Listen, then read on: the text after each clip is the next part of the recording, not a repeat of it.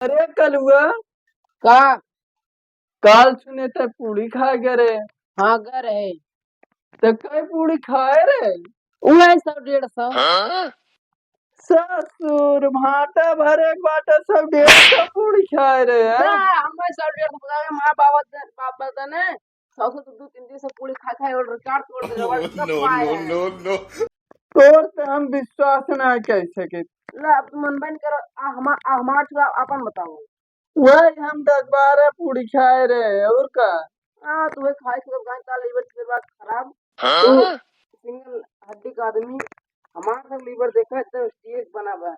सुने रे प्रधानों पर है ना। हाँ कहते रहे। चल हम उनसे पूछब तब विश्वास होए।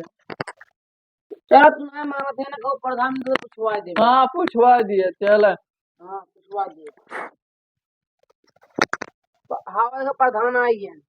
हाँ अरे आप खराब हुआ। पहले तो बैठे। कैसे तुमने झगड़ा किया है दोनों मिले रे। देखा प्रधान काल तो कहते हम घरे पूरी खाए। हाँ गत रहे।